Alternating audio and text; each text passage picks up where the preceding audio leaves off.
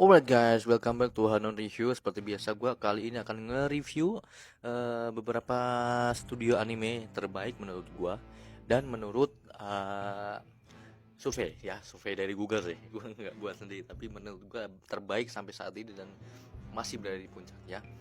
Oke, let's langsung aja check it out.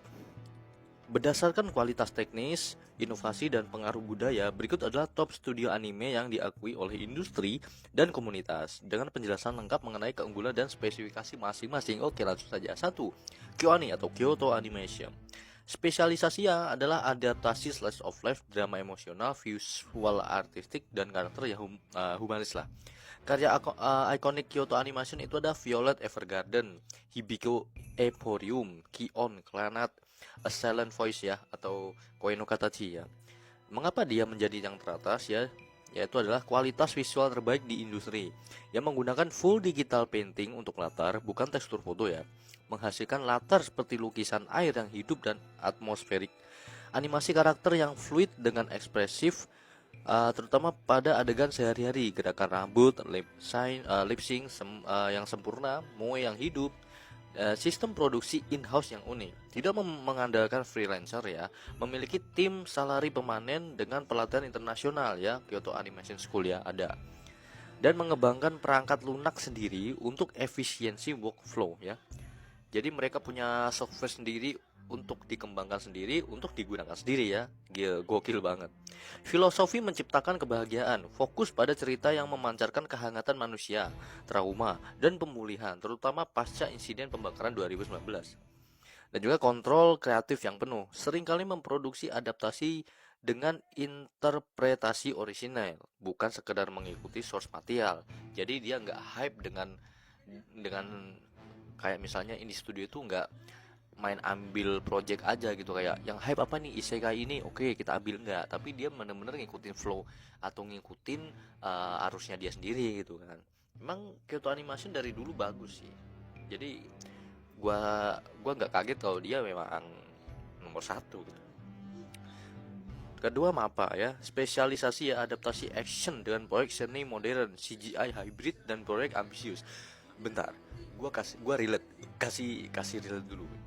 Nggak semua studio yang ada di Jepang itu mementingkan CGI mereka, mementingkan animasi mereka, mementingkan gerakan semut mereka, enggak. Karena ada beberapa anime yang emang nggak cocok dan nggak dibuat untuk action, kayak anime slice of life, romance itu nggak cocok untuk anime action. Jadi diserahkan kepada anime yang lebih tahu dan lebih mengerti bagaimana cara menghidupkan anime tersebut dengan latar belakangnya bagus, grafik yang solid, dan segala macam lah gitu. Jadi ini nggak hanya tentang animasi yang bagus atau CGI yang bagus, no gitu. Ralat dulu ya. Oke, kita lanjut. Karya ikonik MAPA adalah Chainsaw Man, Jujutsu Kaisen, Attack on Titan Final Season, Vinland Saga, Yuri on Ice. Mengapa teratas ya? Yaitu visual dan aksi yang inovatif, eksperimentasi gaya, contoh Chainsaw Man, menggunakan teknik film live action storyboard oleh sineas ya. Integrasi CGI yang organik, contoh Jujutsu Kaisen dengan efek kutukan yang lebih terlihat eh inilah lebih terlihat kayak secara langsung tuh bagus gitu loh, efek visualnya tuh bener-bener kayak itu tuh kutukan gitu. Nah, ambisi dan resiko yang tinggi, mengambil alih franchise besar ya, Attack on Titan, dengan tekanan fanatik namun mempertahankan integritas artistiknya. Produksi paralel banyak seri besar sekaligus, sering dikritik karena overwork, namun hasil tetap berkualitas. Direktor Driven Project bekerja dengan sutradara visioner seperti Hiroshi Seko, penulisnya, dan Sugo Hopak, sutradara aksinya, jadi koreografinya itu. Dan diversity genre, dari olahraga Yuri on Ice hingga thriller psikologis seperti Hell Paradise ya. Selanjutnya ada Ufotable, spesialisasi efek visual spektakuler, komposisi digital, dan adaptasi franchise besar. Karya ikonik mereka ya kayak Demon Slayer, Fate Stay Night, Heaven's Feel, dan Kyokai no Karata. Mengapa teratas? Seperti satu, digital compositing terbaik di industri, mengembangkan teknologi ufotable digital untuk efek partikel, cahaya, dan atmosfer yang sinematik. Adegan pedang dalam Demon Slayer menjadi salah standar baru untuk anime aksi. Jadi minimal itu Kalau mau anime aksi itu ya kayak Demon Slayer gitu, maunya itu tapi susah gitu. Memiliki sumber material yang lebih besar, meningkatkan visual manga menjadi hidup dengan palet warna dramatis dan efek yang immersif. Jadi sumber daya mereka tuh tinggi, gede, banyak lah gitu. Terus konsistensi teknis ya, meski produk padat, hampir tidak ada penurunan kualitas episode to episode.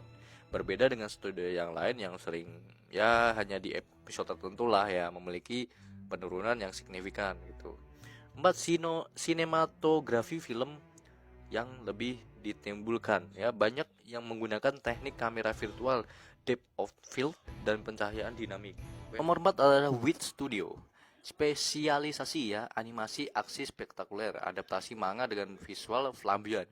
Karya ikonik adalah Attack on Titan season 1 sampai season 3, Spy Family, Vinland Saga, dan Great Pretender. Ini untuk Vinland Saga season 1 doang. Mengapa teratas ya? Nomor 1, Legacy dari Production IG. Didirikan oleh produser IG Animation, membawa keahlian animasi tradisional kelas atas. Nomor 2, animasi murni terbaik. Attack on Titan menjadi landmark animasi aksi dengan 3 manuver gear yang fluid dan dinamika kamera.